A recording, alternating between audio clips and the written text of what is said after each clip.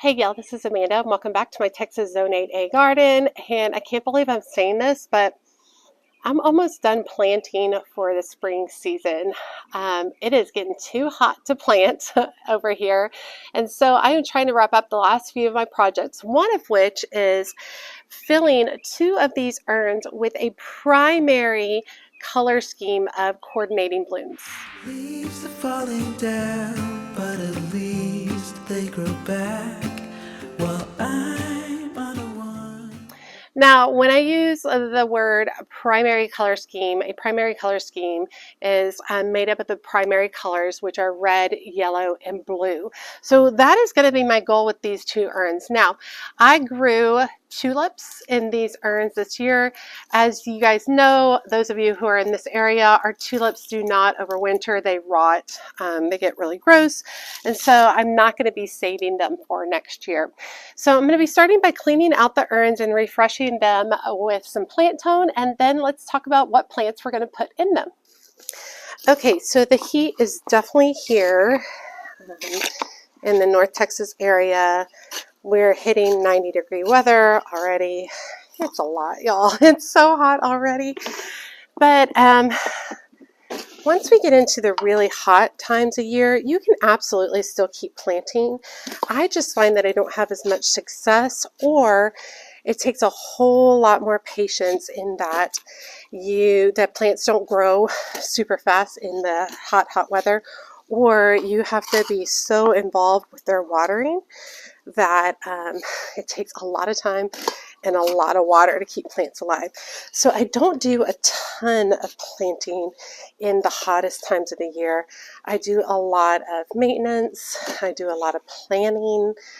And I start my whole seed prep again for the fall, which is both very exciting but also shocking that I'm at this point already. So basically what I've done is I'm just pulling out the tulip bulbs that I can find. I could just leave them in here. That wouldn't be a problem. They're just going to rot in here anyway, and they'll just add nutrients to the soil. So what I've done is I've got that done, and I'm going to add in some plant tone to the container and get that mixed up. Okay, and now let's talk about the plants utilizing a primary color scheme. All right, for those of you who don't know, I actually went to art school. My degree is in art, and I actually used to be an art teacher, so teaching color schemes is right up my alley. And the most basic color scheme that there is the primary color scheme, which is created by red, yellow, and blue. And red, yellow, and blue, you can mix two of each of those colors to get secondary colors, which are green, orange, and purple. But today we're going to be working with the red, yellow, and blue. So let me show you what flowers we're going to be working with.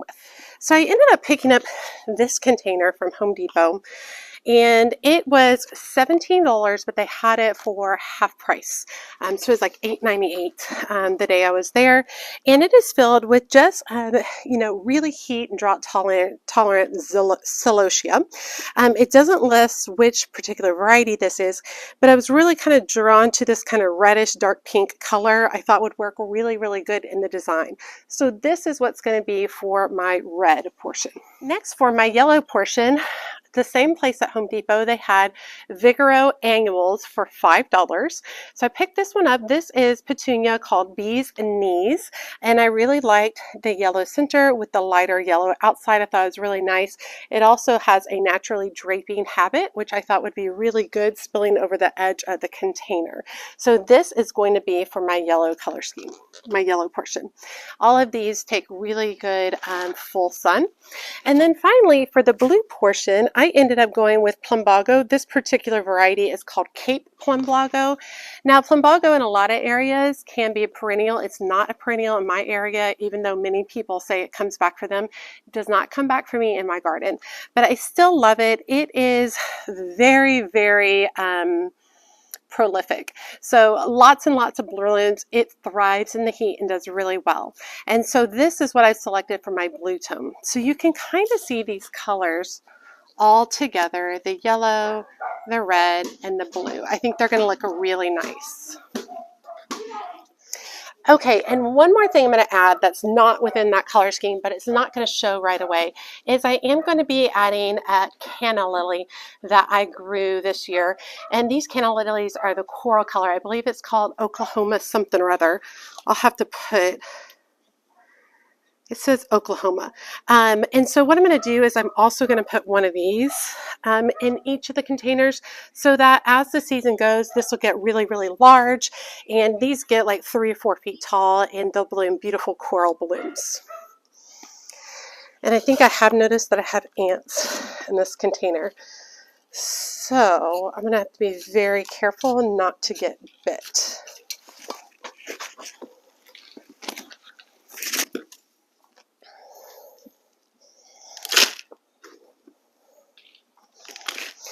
Okay, I'm going to start with my Plumbago. And this, it's definitely going to be kind of a tighter squeeze. I'm going to rip up these roots at the bottom because it's definitely root bound. This is going to be definitely a tight squeeze, but over time I'm hoping all of these will kind of blend together. I'm going to start by placing that in there. Secondly, I'm going to come to the back with the canna. Oh, and those roots as compacted. Whew. All right, I'm going to try to loosen some of those roots up.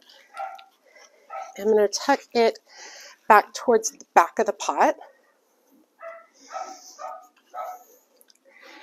Next, we're going to do the petunia. And I'm going to have to kind of squash the petunia a little bit to kind of work it into place. Boys, please stop. Boys are arguing. Okay, so now this pot that I got for $10, the idea behind it is that I can basically pull this celosia out and break it into pieces. And that was way less expensive than me going in and buying individual separate ones. I do have one yellow, and I'm going to go ahead and use that in there too.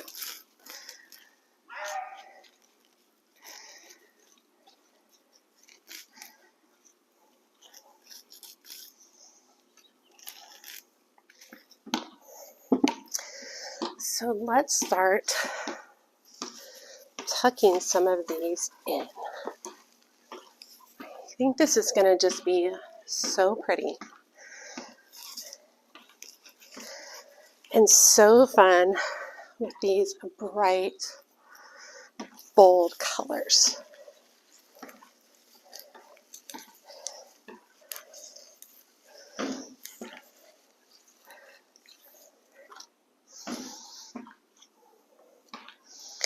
I'm going to try to get one of these celosia tucked into this side just so it's blended a little bit more.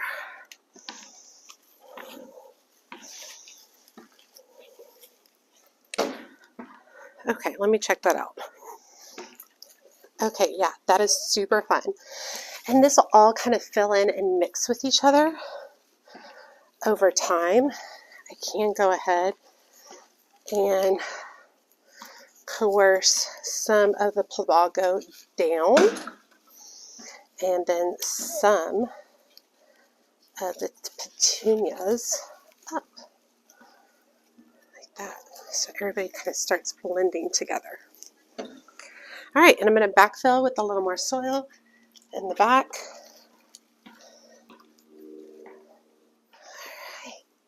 I like it. I like it a lot. Okay, I'm going to move this to the side and we'll get it watered after we do the next one.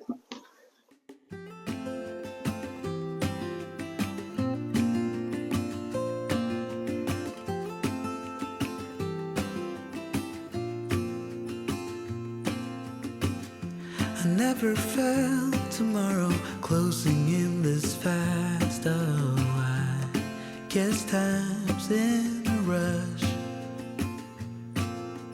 Leaves are falling down, but they grow back while I'm on a one-way track. Now I know what it means to grow old. Yeah, now I know the time I've got, it is just enough to get by. Yeah, it is just enough to get by.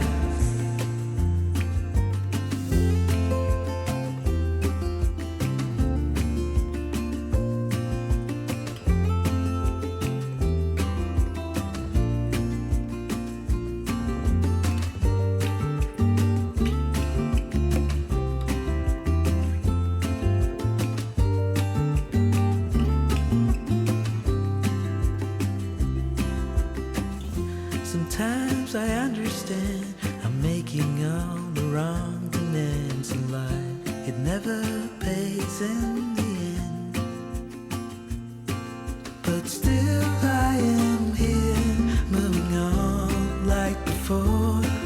I'm yearning to reach the shore. Now I know what it means to grow.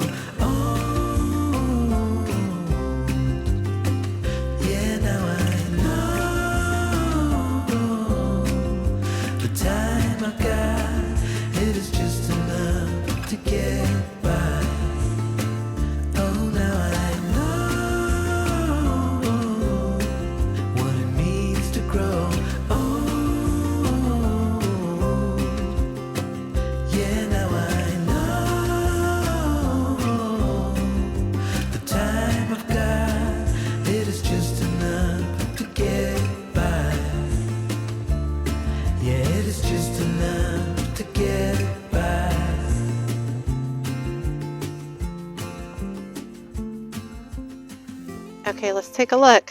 I've got both of them installed underneath their concrete pads. And this is an area where I don't have a lot of color. I'd like to eventually put some kind of trellis or something there. But it's very pretty. Eventually there will be a lot of color. This is a purple pugster butterfly bush. The sedum will color up. There's lots of echinacea tucked into this, so it will have a lot more color. So I think these pots go a long way to add to them. I wish that didn't look like that, but it is what it is. But you can see the concrete pads underneath them. In front of this is explosion grass growing up around it. Then this one's a little more tucked in, which I love. It's got its concrete pad holding in place. And then I will also hook up drip to these so they get watered regularly. So many little bumblebees all over this meteor showers verbena. They love it. But yeah, I think they add a lot. We need a color over here, so they definitely add a lot more color to this space. Yeah, it is just enough to get by.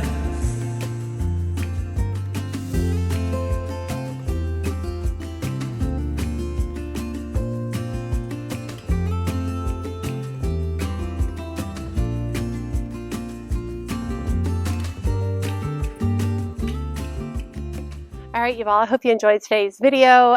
This actually took me 3 days to get through. I just wasn't feeling great.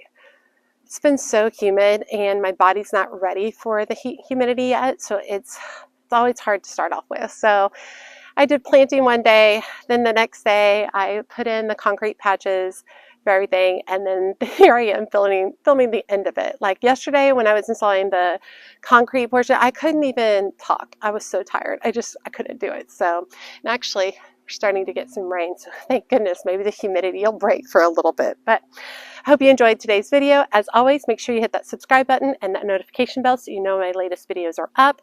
And make sure you check me out on Facebook, Instagram, and TikTok. As always, she's a mad gardener or decorator or anything else that she wants to be. Thanks, y'all.